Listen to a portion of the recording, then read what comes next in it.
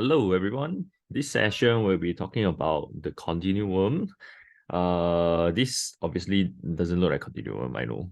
It's just just small little things I find a little bit interesting that I will highlight later.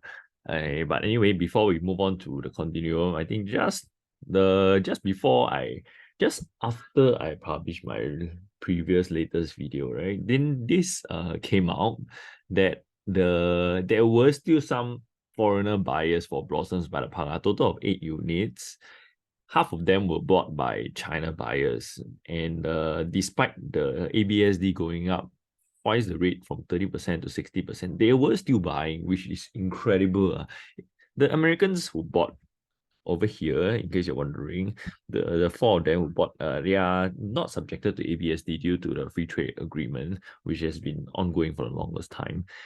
So that one is not really a good reflection. But for the interesting thing is that the China buyers are still picking up 4 units, even at this kind of PSF. I don't even know what's the PSF that they're getting. Maybe are they getting it 2006, 2007? Maybe are those the ones? And imagine if they are the ones and they got in at the with additional 60%. Wow, this is gonna be crazy, man. And I think they got the two bidders, right? If I remember correctly. Okay, and then okay. Oh yeah. Oh, my bad. Okay, so the words are a little bit too tiny, so too much things ongoing lah. Yeah. Anyway, it's two bidders unit or two per study. They could have easily or would have easily went for the three bidders, but because of the ABSD probably that's why they downgraded a little bit to the two bidders. But then again, this probably shows me that they are not buying really for capital gains. Are they buying for other reasons? Because it really doesn't make sense for you to make money by buying this. I mean, there were so many other options out there, unless they are misinformed, which could also be. But this is this is a whole new level. This is crazy, man. And for those of them who are still, babbling about, but the funny thing is that I still get quite some inquiries blabbering about, bosses I went for bosses, then why you say the bosses, blah, blah, blah. We don't have many small developments in undersupplied area. So the most recent one will be Antares, that is close to MRT also as well. It recently hasn't really been seeing any good transactions in the sub-sale market. Maybe because quite a lot of them haven't cleared SSD yet. I don't know. We don't really know at this point, but I wouldn't be too optimistic about this lah. So this is just a small little clue of what may be happening. I don't know. Who knows? Who may be wrong? But whatever I analyze is just based on whatever is likely going to appreciate at this point, at the point of publishing a video, 3 years later down the road. But if you are talking about further down, if you want to compare 10 years, 15 years later, then you look back to this video, then of course it's going to be a fair comparison lah. That one will be a totally different thing, because who knows the market will be, how far we will be. OCR would have been maybe 3,000 plus by then, which is not unlikely, given that just barely 2015 you could have got a high park at OCR at about 800 plus PSF. That's the kind of madness that we are seeing nowadays. Do I acknowledge that it's mad? It is, but is it going to be somewhere that is going to crash to pre OCR kind of, I mean, the high park kind of prices last time? I highly doubt so, unless maybe you're talking about super major events such as a war going, then I think probably prices really will crash lah. But other than that, I don't think the government is in their interest to crash the market. So even if they do slam some stronger cooling measures down, it's not going to be as drastic. Disclaimer: whatever I share today before for Continuum is just based on my own point of view and research. Make sure you do a due diligence before you make your move. Okay, so this is the typical info for the Continuum, they preserve a single bungalow. And then the other thing that is iconic is also overhead bridge. Mainly because of the road that they do not have the rights over. They have the rights to that piece of land on both sides of the road, but they do not have rights to the road. So from what I know, they cannot dig under the road because that one still belongs to the government. And but they have the approval to build over it to connect which is a little bit it can be a good and bad thing or to me it's more of like something that is not so nice because later I'll share a little bit more. So anyway, this is number of units. I think is big. Is almost considered a mega development. It's almost similar to the size of North Park already. Which was about 900 plus, which is similar to a mega development. Size is quite decent. And then, of course, this is the freehold title compared to the few others in the area that are going to be upcoming or already launched, Tembusu Grand and Diamond Grand, and also one more upcoming that is in the form of the GLS. Then this is the only one that is new and freehold. But is this area undersupplied? Definitely not. Please do not be mistaken. Unit distribution, 45.8% are the smaller units all the way up to 2 plus study. And then 3 bedrooms, about 29-30%. Anything else higher is, if I remember correctly, this is also considered a prestige collection, which is another price tag. This one, if I'm not wrong, is not a prestige collection. It should be the normal, they call it a signature or something. But the other two are, and they are of course of a totally different price point. Then this is the bridge I'm talking about. It is iconic. It's gonna be the next time when you are going to be out of when people are going to be talking about it a few years down the road, the development with the bridge over the road, or they cannot remember Tiamshu or what, they will just order. I think that is something that is going to be more iconic to it. Is this a bad thing? No, it gives that a little bit of identity. But the thing that I find is a little bit irritating to me is that this development is not connected on the left and the right side. They call it the north and the south. The north and the south are not connected, other than through this bridge, which unfortunately is not covered. That means if you want to use the swimming pool on the other side, from what I know, please correct me if I'm wrong. Okay, I'm not a dictionary, so I'm not like super well versed in every single project in Singapore. But at least from my limited knowledge, if you're staying in this block, you want to come over and for a swim in this pool, because some of the pools, I think the one on the south side or something has a bigger pool. So if you want to go over to the bigger pool and you're swimming, and then let's say it's Cat 1 or something, you got to get out of the pool, but you're afraid of the lightning strike, then you have to hide somewhere in this part of the building before it's clear to go home. That means basically you can't go home because you can't go underneath the car park, but and also anywhere else other than through the bridge, which is open. That is something that I find is a little bit I can't find for the lack of a better word. Find a little bit redundant I mean, it's quite not very functional in that sense. But then again, this does not mean that this development is gonna be doomed just because of a bridge. It's just something that I find is a little bit nagging. It's something that is a little bit inconvenient, and that is all. Will it actually affect the price and performance of development? I highly doubt so. It's just gonna give you identity. It's just something that's inconvenient. Why this one? This actually reminds me of a certain other development. Some of you know, I'm not going to name it because of this particular house, which has a lot of history behind it, a lot of you can call it not so nice history. And when people are saying, oh, they're going to build around this for new development, because of very interesting things, you're going to go and find out yourself. I'm not going to name it. If you are interested, you can PM me. If not, then you can dig up yourself. But this was an interesting house. I remember reading online stories about this before I found out that it actually got redeveloped into and integrated into another development. And naturally, I was thinking, who in the heck will go and buy such a development? But apparently I was wrong. Anyway, that was like me 10 to 15 years ago when I was like in army days last time, because I was free during my admin time, then reading all about things on the internet. And then and then this happened. You can see the profits are fat. So does not mean that you have a place with a lot of history doesn't mean that it's gonna be a failure because people are scared or are skeptical or that kind of thing. A lot of people do not know the history, and it's fine because it is not obligated. Sellers are not obligated to tell them whatever it is.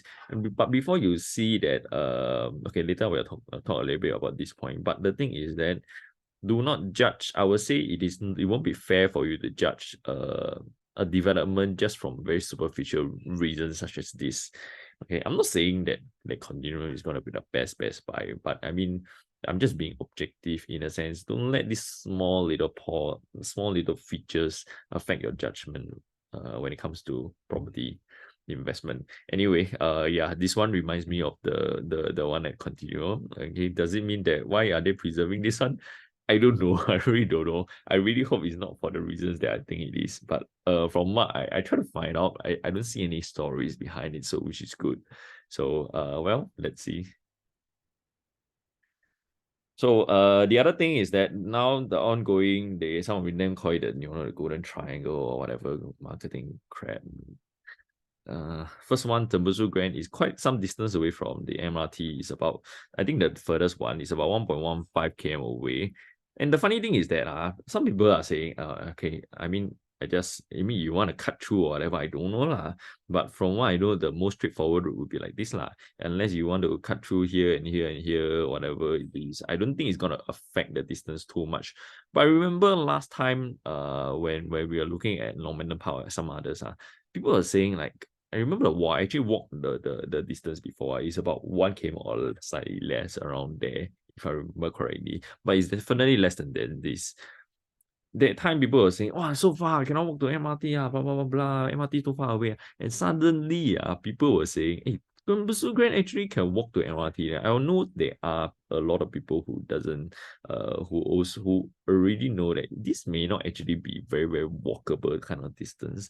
But the thing that I want to highlight is that sometimes when people they buy already, they give themselves all kinds of reasons to buy into the nonsense that they themselves they get their head into. And that is, I mean, if they buy already, then okay, good for them lah. They are just trying to find reasons to justify their purchase, which is normal because a lot of people when they buy things, they buy with emotion and then they try to justify with their whatever logic. Momentum Park is not something I can tell you that I will go and walk every day. It's not something that if let's say I buy in the development, I'm not going to walk every day 1 km because I'm a lazy guy. I don't even walk like if let's say 300 meters, I will consider taking bus. I remember last time as a kid going to school was like 300-400 meters. And sometimes I got so lazy that I decided to take a bus. But then again, some people love to walk. So it's not fair to compare just like this. Definition of walkable to MRT is very, very different from individuals to individuals. But this is just something that I use to compare lah. Okay, for Tembusu Grand is about 1.15, 1.14 kilometers. And then for Diamond Grand, now the thing is that people are saying that Diamond Grand is it's almost like an integrated development, blah blah blah. But when you walk to MRT, it's still about 250 meters. I remember one of the projects that I was looking at previously, it was sold out already, by the way. It was only about 150 meters. And then I have complaints from buyers saying that, it's a little bit far away from MRT. I'm like, 150 meters, how close do you want to be?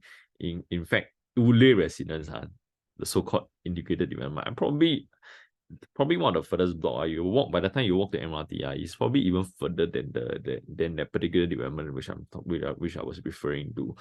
So the thing is that if people see the point in whatever they want, they will justify the purchase with their so-called logic, not the real logic. But if they don't really see the point, right, they'll come up with whatever reasons to justify that this is far or whatever it is. But anyway, my point is just to show you the distance from MRT. Whether is it acceptable or not is really up to you. I'm not here to tell you that 800 is going to be acceptable distance to MRT. 250 is going to be acceptable to MRT. Like I said, 300 meters is a bit far away from MRT. I wouldn't even walk myself really. As I always say, I'm a lazy guy. I don't even walk to the coffee shop. Sometimes if I have to if I really have to go out for lunch, I will just drive out, even though my wife always walks to go and buy, like she literally walks to go and buy lunch. I would literally drive to Josh to buy lunch. To me, since I paid for this piece of metal crap, right? Might as well I use it, right? Okay, so supply in the area 1 km, there's about 10,000, which is a lot, a lot, a lot. Remember, when you have a very, very high supply, you have to be super, super, super careful about what you buy and how much you buy. Not to say every single thing that in this kind of environment you cannot buy. You can, but you have to be super careful what kind and what price you buy, and what kind of developments. You have to be very, very smart and clear about it. What is your objective of buying? If you just want to buy the area for the schools, for the whatever convenience, maybe your mom is just staying right beside, then don't bother trying to justify it too much. You just buy whatever you like. That is something that's gonna give yourself a much better peace of mind rather than worrying about what other people say about it. But to me, this is area definitely with a oversupply in that sense. So you have to be super, super careful. This is the indicative price, about 2005. I wouldn't say 2005, about 2006 onwards. And judging by blossoms, by the time I remember, they were dangling people with 28 something or 219 something. I can't remember the exact one. And then end up the average PSF was about 2,400 plus. Highest was about 2007. Oh no, haven't 2007, 269 something, 696 if I remember correctly. And that is how insane it is. That means today, likely, I would say Continuum is going to be launching an average, maybe about 2.8 to 2.9 PSF for those people who are emotional. Okay, if you are not going to be so, oh, I want this facing, I want this high, I want full view, I want this one, I want upload view, then and then you'll probably be able to get something that is closer to this. But most of the time it's very unlikely that people will be like this. Most of the time people want that, oh, since I'm gonna sink $2-3 million on this, then might as well I get something that I like. And that is when your preference clouds your judgment. Anyway, if we put this out to the chart and then we compare with a few others in the area, 5 of them, I compare. One is Hickory, which is just right beside Tembusu Grand. I purposely pull in Tembusu Grand because we is one of the competitors right now. It'll be good for you to have a good comparison with that. Their size is not small, it's 600 plus. Upcoming Diamond Grand or Grand Diamond, whichever it is even higher. It's about 1,000 or something. If my memory didn't fail me. And then just for comparison, another 99 in the area. And also one freehold and then 2 freehold just right beside the Continuum. And let's see how they perform. This one is a little bit newer, this one is a little bit older, and then this one is about the same as Butterworth. Okay, Butterworth has been moving up well. Same goes for Haycourt. And then as for the yellow color one, not so much. So it really depends on the characteristic of the development. Doesn't mean that anything you buy in the area will definitely make money. For this freehold area, I think it is something that it in an area with a lot of freehold supply, it's always better to stick with the bulk majority. No point trying to put yourself in an area of weakness. That is something that is very dangerous, I would say. Even for Park Place, they being the newest kid in that area, 99, but given that kind of price when they enter, it was justifiable. But instead of after TOP, they keep moving up, because this was the kind of pattern that we are seeing in some of the other developments, right? You realize that it has been Hendakaki for quite a long time already, since almost since our COVID reopening, but it's been staying around this level. Q2 hasn't been it just barely started on Q2, just the 1/3 of Q2, so it's not really a good comparison in that sense. But I purposely put Q2 because we need to see how far away Tembusu Grand is. So Tembusu Grand is here, and if Continuum is launched at this price, average 2009 and then 2008, somewhere in between this range, that means you're gonna be having a gap of more than 1,000 PSF compared to your friendly nearby freehold guys. which is 1,000 is a lot, a lot, a lot. So is it justifiable for you to enter? I think that is definitely something you really have to consider very carefully. What is your goal? What is your aim? And does it justify that or being at this price, then the Musugan is suddenly a very good bargain? I really highly doubt so, because after all, each of them are still about the same.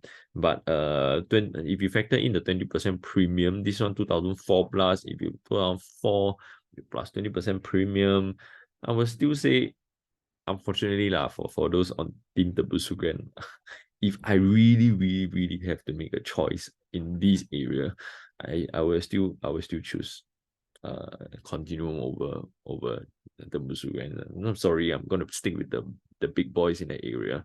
Anything happens, at least I can hold. But if anything not so nice happens, this guy is gonna. I don't know whether he able to move in this first place. We don't know for sure. Okay, but like I said before, I'm not a pessimistic guy. I'm a conservative guy. There is a very fine line between conservative and pessimism. Pessimistic is like, oh, this market is gonna crash, man. Whereas conservative is more of well, I think the market is gonna progress in a more controlled manner, but I'm gonna manage my risk such in a way such that my risk is very, very limited, so that anything happens, if I can make money, well, it's gonna be quite decent. It may not be the biggest winner, but at least if I have to lose money, I don't actually end up losing money, I would say. In the first place, I wouldn't even put myself in the place that would lose money in the first place. So for me, if I have to decide, and if my clients actually follow my suggestions, I think I will say that it's almost guaranteed that there is no way that they will lose money within the next 3 to 5 years. Definitely not happening. If you can follow that conservative approach, there is no way that you will lose money. Okay.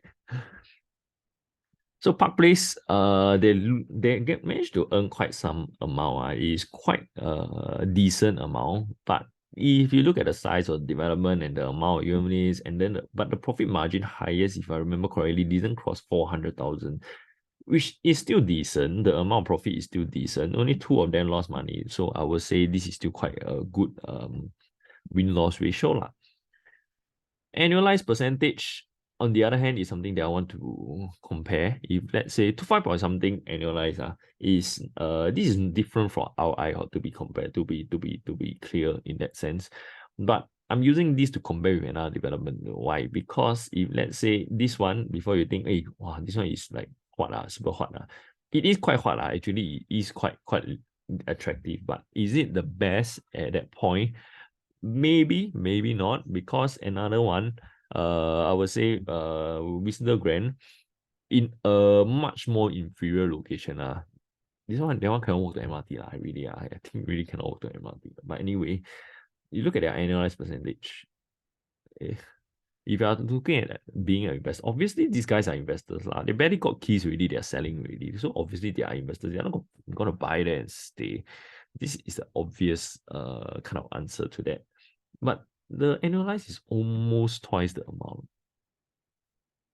Okay, so if I'm the investor, obviously I want to go for something that is going to give me higher returns compared to something that is not so high returns. But if you decide to squeeze into a place that has a lot of supply, then at least you want to manage your risk such that you don't end up in this sector, and at least you end up in this sector. And if you do end up in this sector, are you going to be like the top half, or are you going to be the bottom half where these guys are earning 5-figure kind of thing? This one is fine because the unit is very small, but there are worse I would say annualized profits that are in pitch 2 in that sense. Okay, in this area, the upcoming supply, this is Continuum as we're talking about it, Tembusu Grand, and then upcoming GLS, we do not know. Please do not assume that that I know there are a lot of agents telling you, hey, price for land is always going to increase. It is not, because it will really depend on the kind of supply that is upcoming. How long, how often is the supply coming in? Is it coming in at the same time, or is it coming in spaced apart? If it's spaced apart, then it's a good thing. But it's coming all at the same time. We all know what happened to Lantern Modern, and that is something that that I have already seen from last year, but people don't buy it. And actually, we see that happening this year. Then suddenly people got shocked, like, oh, you know what? Last time all the agents say this one, the whatever land always come out will always be more expensive. Most of the time, yes, but if you put yourself in that kind of risky location, like as I shared in my Lantern Modern video, then people like that is asking for it lah. Then, but I mean, there are a lot of agents who believe in that kind of crap, but at least not me. So don't point to my video saying that, oh, this is what TT says, that oh, every time upcoming supply. No, so this one may or may not be, really depends on the performance of these three guys are coming, and they are still open for tender. We will see how it goes. This guy is quietly observing the performance of these two guys. So this will be interesting to watch the drama unfold over the next few months. This one hasn't given us much news yet. I think they are still building the stock, the show flat at this point. Okay, so that is all we have for today. If you are going for the ballot, then good luck to you. Make sure you do your due diligence, and then choose the unit that you do not regret. Because the funny thing is that we always see people regretting on their choices without fail. After every launch, there will be bounce out. Even for Blossoms, there are quite some bounce out units. Try to not land yourself in that situation, and also try to not land yourself in the situation where you buy already, then you come and text me, hey, how I put option already, then I'm thinking of forfeiting, and blah blah blah. If you like that, then you loogie the 1.25%. That is really quite painful. For 2 million property, that's 25,000. In for $3 million property, that's like 37.5 thousand. It's a lot of money. Don't try not to do that. Make sure you are buying into something that you're very, very, very clear about. And yep, that's it. If you are unsure of where to enter in this market and you want to invest your money in somewhere that has a potentially much higher ROI, then feel free to drop me a text, and then I'll see how I can help. Okay, there's only a limited amount of people that I can help. So please, if you are not sincere, you're not, I mean, I treat my clients as friends. If you just want to exploit people, you're the kind that you just want to exploit people, then I mean, it's good to save my time and save your time. Just be nice, just be courteous. Ultimately, yes, I can be working as an agent, but do I have to behave like a typical agent? No, not really. You can see that my clients see me more as a consultant. I tell them the truth. I tell them the ugly truth. I don't tell them that things are gonna always increase. Prices are always gonna increase. It may or may not be, depending on which kind of area you are. So if you are the kind that can accept the truth as it is, then please feel free to approach me. But if you are not able to do that, then I think let's just save us some time, and then let's move on with our lives. Okay, that is all. See you guys. Bye bye.